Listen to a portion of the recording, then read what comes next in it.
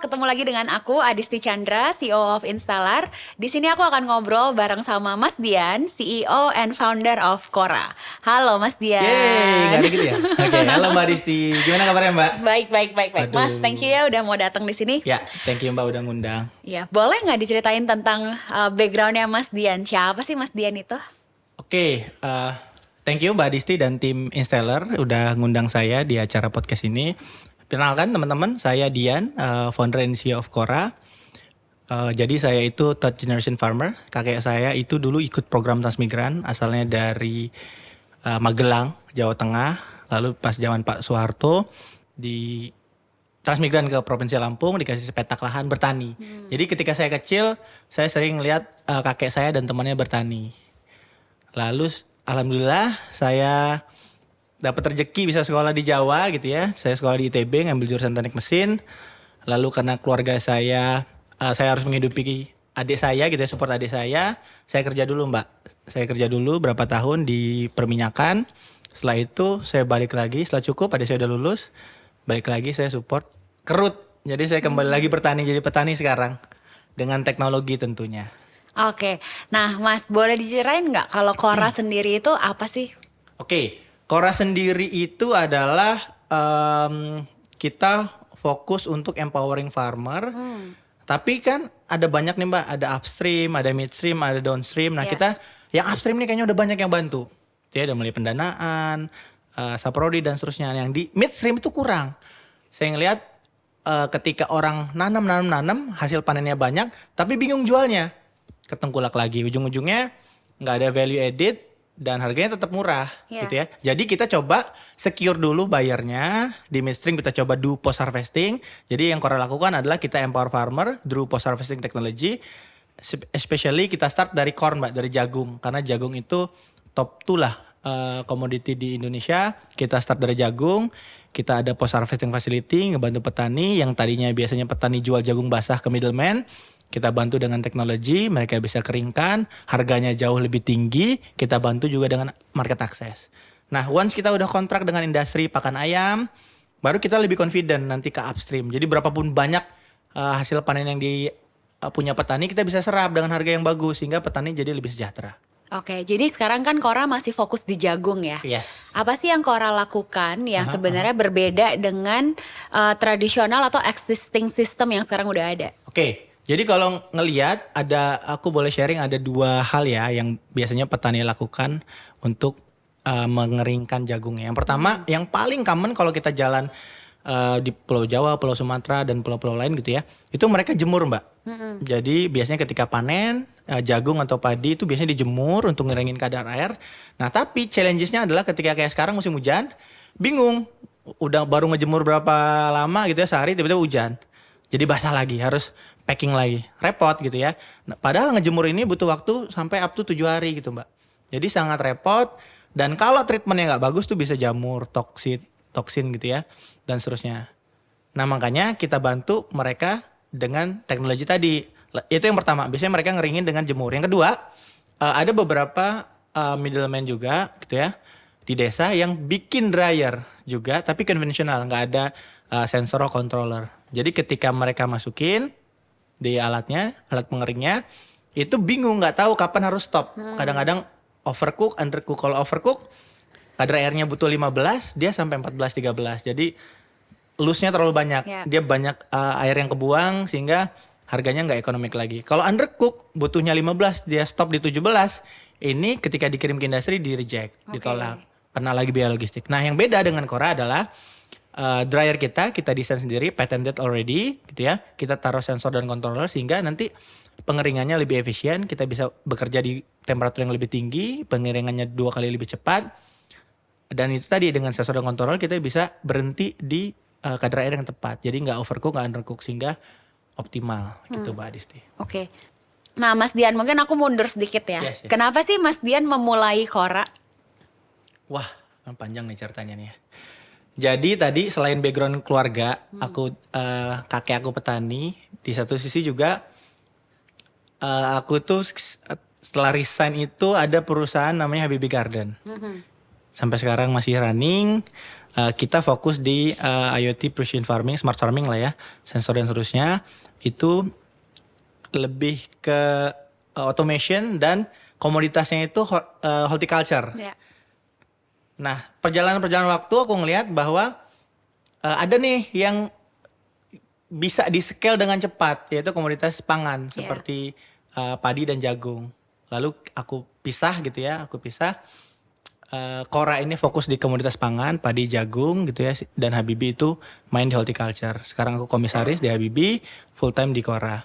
Oke, kalau ngelihat dari apa yang Mas Dian bilang gitu ya, kan sebenarnya ada beberapa dampak gitu ya yang dihasilkan dari Kora. Utamanya tuh masalah apa sih yang pengen diadres sama Kora, Mas? Oke, yang pertama ketika panen, biasanya apalagi panen raya Mbak ya. Panen raya itu start dari bulan Februari sampai Mei. Itu biasanya jagung sangat melimpah. Petani kebingungan jual jagungnya Mbak. Karena ketika jagung itu sudah dipipil, itu kalau tidak langsung dikirim ke industri itu akan busuk, jamuran busuk, aflatoksin. Dan ketika dikirim ke industri pun ngantri Mbak, ada yang sampai 3 hari. Jadi kalau nggak dikeringin kasihan, malah nggak laku, harganya turun. Nah itu yang dengan adanya post harvesting facility ini, kita ngebantu petani bisa ngeringin, harganya lebih tinggi, gitu ya. Kita belinya juga lebih tinggi karena kita kontrak dengan industri, sehingga selain tadi dampak lingkungan, jagungnya terselamatkan, tidak ada food waste Mbak, petani juga bisa ngejual jagungnya dengan lebih mahal gitu. Ya, boleh cerita nggak Mas satu kayak success story dari projectnya Kora ya, sama impact yang Mas Dian sendiri bisa lihat nih di petaninya atau mungkin di level manapun gitu? Ya, ini aku ada petani yang ikut aku dari awal, namanya Mas Hendro, tinggalnya di Lampung Timur di Metro Kibang ya, Mbak. Jadi si Mas Hendro ini awalnya supir truk, jadi kan dia nggak punya truk, dia cuman supir yang ngambil jagung dari A kirim ke B gitu ya. Dalam case ini dari tempat middleman aku, dia ngumpulin jagung gitu ya di areanya, lalu kirim ke gudang. Ngobrol lah, Mas gimana gini-gini Mas, mau dong Mas aku disupport gini terusnya. Udah Mas, ini kan tak bantu jenengan cari jagung dan seterusnya. Ikut terus sampai akhirnya kita bantu sewa lahan, nanam, terus juga kerjasama lebih jauh lagi. Kita bangun facility di tempat Mas Endro, 40 ton per hari. Sekarang alhamdulillah udah punya 2 truk. Mas Endronya? Mas Endro udah punya 2 truk. Udah gak jadi supir lagi. Ya salah satunya Mas Endro dan banyak teman-teman lainnya gitu. Oke Mas, boleh cerita gak sih customer-customernya Kora itu sekarang kira-kira siapa? Atau kalau boleh di-share? Oke, majority sekarang kita supply ke Big Four feed poultry industry. Oke. Gitu ya. Ya mereka klien kita, ada yang bilang consolidated buyer, tapi aku bilang buyer ini sangat triple A rating Mbak. Wah profitnya triliunan, jadi we having no issue lah, pembayaran telat dan seterusnya. Jadi walaupun consolidated buyer tapi sangat legit. Oke. Gitu. Dan kira-kira untuk Kora sendiri itu sebenarnya bisnis Kora ini siapa sih targeted customernya selain yang sekarang udah ada ya? Oke, menarik. Nah, jadi konsepnya adalah selama orang makan ayam, telur Mbak, ikan, babi, itu demand untuk jagung itu tetap ada karena hewan-hewan itu tadi makannya jagung Mbak. Oke. Jadi nggak cuman industri feed poultry aja yang punya kandang ayam petelur, yang punya ikan dan seterusnya itu bisa diserap juga jagung ini. Jadi luas sekali marketnya. Oke, Mas, pertanyaan lanjutan adalah apa sih yang keeps you going untuk membesarkan Kora? Wah, dalam banget. Oke. Yang pertama karena saya ngeliat kakek saya tadi ya, kakek saya bertani dan waktu kecil seru kayaknya bertani dan saya ngerasa dari dulu tuh pertanian gini-gini aja gitu, gini-gini aja dan saya punya privilege sekolah di Jawa gitu ya, bahkan sampai ke luar negeri. Apa nih yang saya bisa berikan untuk industri ini gitu ya, untuk ngebantu kakek saya dan teman-temannya. Ya yang saya bisa I start from post harvesting facility Mbak, nanti lanjut ke on farm dan seterusnya lah. Oke. Jadi memang melihat bahwa bisnis yang dilakukan dengan purpose pun sebenarnya itu sangat fulfilling gitu ya. Betul sekali Mbak. Oke. Terakhir Mas, Oke, Mbak. apa nih pesan yang mau disampaikan buat teman-teman yang nonton video kita hari ini? Oke, yang pertama jangan malu teman-teman.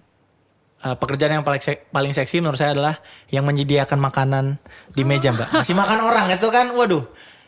Orang kalau perutnya udah kenyang mau ngapain aja kan enak, Mbak ya. Ya. Jadi janganlah malu kalau mau jadi petani, dan saya rasa dengan era sekarang teknologi udah sangat berkembang, dan juga bisa jadi ini lebih gede teman-teman daripada yang jadi BUMN, jadi PNS gitu. Jadi peluangnya sangat banyak. Kalau teman-teman mau jadi petani jangan malu.